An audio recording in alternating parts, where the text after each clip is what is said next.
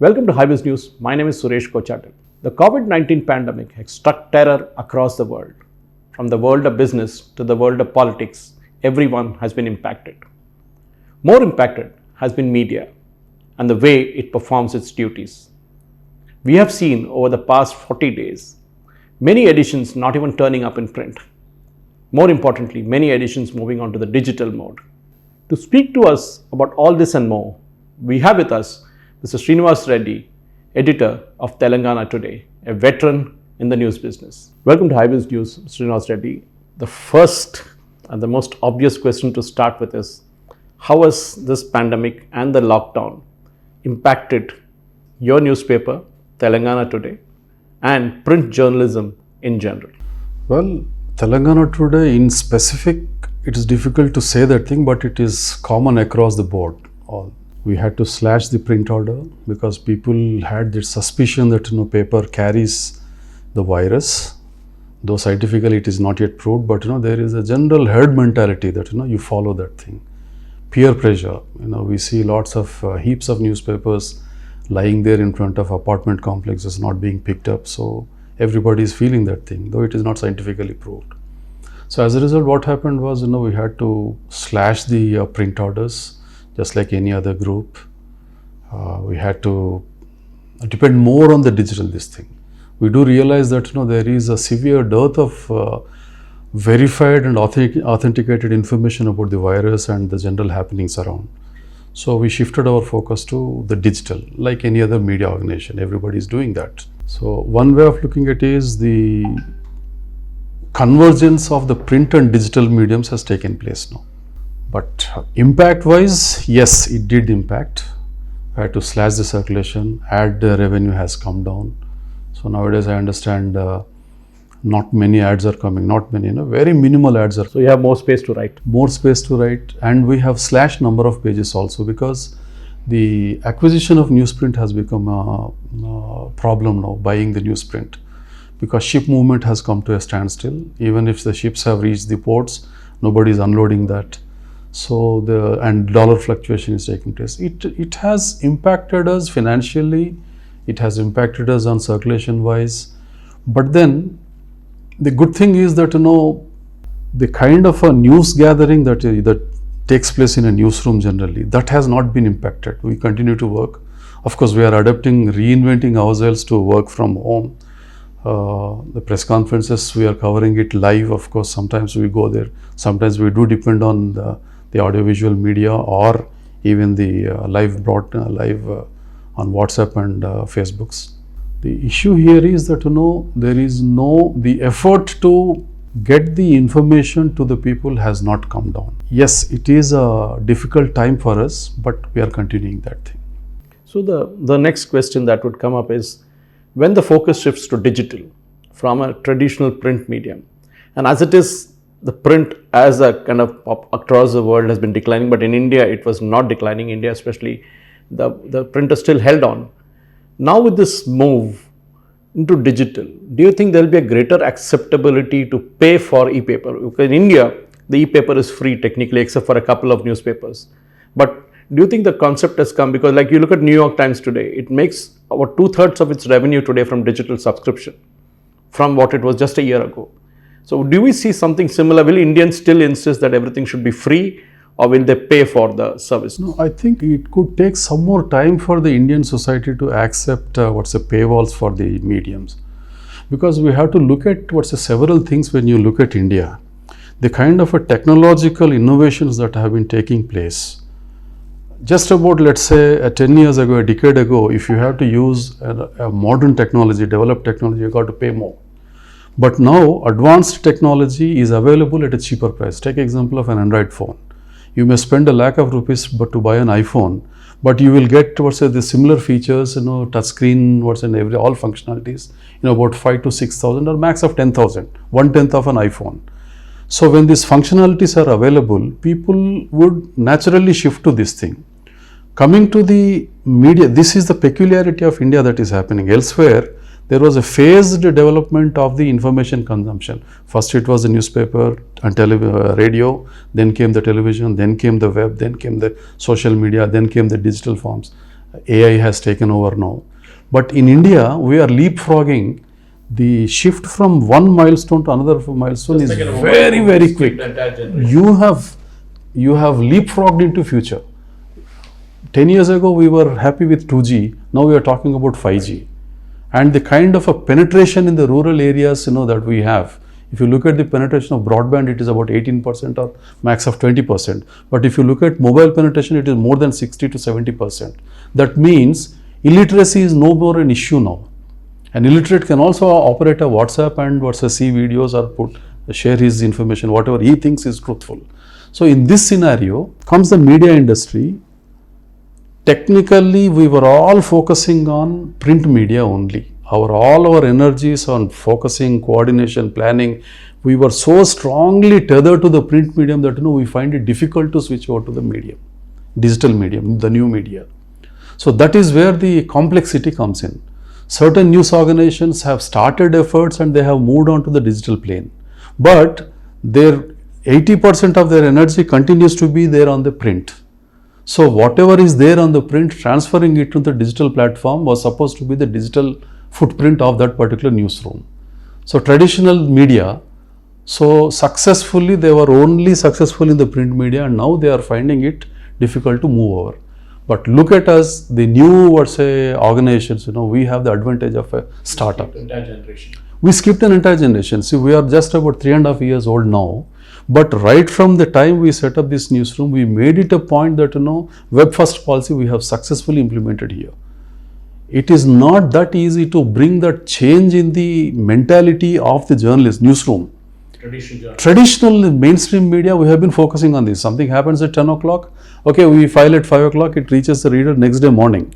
But to bring that urgency, sense of urgency into reporting for the web edition, it has taken us a lot of time. But we have realized that, when we started this newspaper, when we set up this newsroom, the newsroom culture itself was different. We said web first is the policy.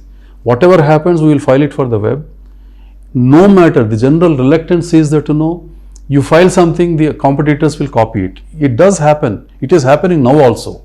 But then we can't help it. So what we do is that, a general development that happens, we report it for the web immediately. We add value to that and perhaps take it for the print edition later. While value addition could be in shape of an infographic, in the shape of additional material that has to be added to that. It could be an interactive infograph for the web, though we haven't made much success in that thing, interactive infographs on the web. But fairly, we have made, our efforts, and this corona virus lockdown has come as a blessing in disguise. Monetarily, yes, we are down. But then, I take it as an opportunity to reinvent ourselves, revalidate our thinking. My whole argument when I set up this newsroom was I took people from different newspapers. Some came from Deccan Chronicle, many of them came from the Hindu, some came from Times, some came from Metro India, some came from Telugu newspapers also, the technical staff. So to bring them into one idea, that a singular idea, that web first, design it has to be like this. We don't allow any design violations. There is a strict color palette. The design is the sacrosanct. But to bring them into that stage, it took a lot of time for us. And this corona period, we realized that everything has fallen place. Introducing a change in the newsroom is the most difficult one. Change management is not that easy. Change can be an event. You say that change has happened, and you say that change has happened, it is an event, and you slip back to this thing. This happens with the most of the traditional media. This happens. 34 years into this profession, I can tell you, 22 years in a major newspaper, 22 and a half years, I'll tell you, whatever I could not do, I'm doing it here. Because it is easy for me to implement it here. The rules and the systems become so ossified in traditional media that you find it difficult to break that. But here, corona lockdown has come as a blessing in disguise, and we see the result. The page views, the number of users, new users, sessions per page, sessions per session, it almost tripled. So when I show this to my reporters saying that, look, you are worried about parting with your information, the so-called your information, leads to more of a people consuming that thing and they will come back to you. Now they are convinced. What I could not convince 100%, this lockdown period, all my news making content generation team is convinced about the efficacy of reporting it for the web. This is the biggest achievement we have done. Which brings to the next question is basically on the consumption of news. You did bring up that point. We have an entire generation like you and me who are the last possible readers of a print, traditionally quote print medium. That is, we wait for a newspaper to come in the morning and we are restless when it doesn't come. But the next generation, which is there, which is now like in the 20s and others, so they are not traditionally a newspaper reading. There used to be a time when people used to go to the sports page, the youngsters especially, and then look at the sports page and then come to the main edition, which the elders used to read. In such a scenario, you're seeing a lot of digital assets coming in, and you rightly said that you're going to bring web-based news there. That is, I need to hear it now and that means right now. So in such a scenario, how is your organization going to use its news formats in a different world altogether? Because people don't have time to read 8-column articles. They need 300-word stories. So what's your take on the entire thing? Yeah, you're 100% right in saying that thing. But we are in such a situation where you can't ditch the print medium. See, it is no, I'm not saying ditch. What I meant was, how do you reinvent yourself? That's it. How do we reinvent is that, by realizing and making all the stakeholders in the newsroom, whether it is a paginator or a sub-editor or a reporter or a design man or a print man or a technical guy, everybody bringing them onto the same page to say that it is not just A or B, but it is A and B. When we say that we focus more on the digital medium, it doesn't mean that we neglect the print, because we are at such a crossroads that there is some relevance for the print again. There are people looking up to that print newspaper. So we can neither neglect that thing nor this thing. So it is an equal focus. As a newsroom, leader, I find it the most challenging task not to have any deflection from the print, not to have a deflection from the or giving over importance to digital, but equal importance has to be given to both the fields. Then number two, as you said, this is a touchscreen generation we are seeing, the millennials. They are the digital natives, or whatever terms they may be using that thing. So they are happy. You see, the newspaper is, if you pick up a print edition, you pick 1, 2, 3, you talk about central visual impact, and then you design this thing, photographs, this and that thing. But if you come to the digital natives, the touchscreen generation, they make a lateral entry. They like one thing, they find it something on Instagram, Facebook, Twitter, or this thing. They make a lateral entry, then check up 2 or 3 pages, and then they move away. So we have realized that thing. So now what we are doing is to make the newsroom ready, to make them think like what a digital native thinks. Number one is the age factor. It is, my newsroom average age is about 20 to 23 years average. There are seniors. So as a result, what happens is we keep listening to them. We will not show our experience. We won't run down them, saying that we always welcome this. So that has helped us improve our presence on the digital newsroom. This is our preparedness. Beyond that, we need to do a lot more. It is just we are gathering information, verifying it, authenticating it, and publishing it. But I think we need to do more on the interactive content part of it. For example, there is a infographic we have published. This infographic, what we published on page 1, is a graph showing up or down, is good for the print. But how do I get it transformed into the web platform is a challenge for us. It's more interactive there. More interactive. How, to show that graph going up and coming down. An animated way. Animated one. So for that, there are certain technical problems we face. As a young newsroom, we do have that problem, but we hope to overcome that also. Now the question, we move from the print now. I mean, I'm asking you as a news maker, I would call you that, about television. I know you're not an expert in that business, but you do watch, we all watch a lot of television. Then there is radio. What happens to these two medium also? Because they are also under huge challenge right now, because there is always now a talk of before Corona and after Corona. The world will now be the same again. That's what everybody appreciates, right from the business people to the media to Anybody, even in the education sector, everybody says what was there before will not come back to the same thing again. So if you're doing a crystal gazing and trying to predict the future of media, where do you think television will go? Where do you think the radio will go? And more importantly, where do you think, of course, the digital assets will go? See, as far as the television, let's say, reportage is concerned, I think there has to be, if they continue the kind of reportage they are giving us, they are forcing on us, I think nobody will fall for it again. Because screaming into the camera and your ability to yak non-stop itself is a qualification. If it is to be considered as a qualification, it won't work anywhere. Because people will look for quality content, authenticated content, and opinions also. Televisions are nowadays giving us more of opinions than the news. Society also wants to get these opinions so that they can enrich themselves in the knowledge and they can start arguing in favor or against it. But then the problem what happens is, you just can't depend on giving your opinion and start screaming about it. There has to be a qualitative change.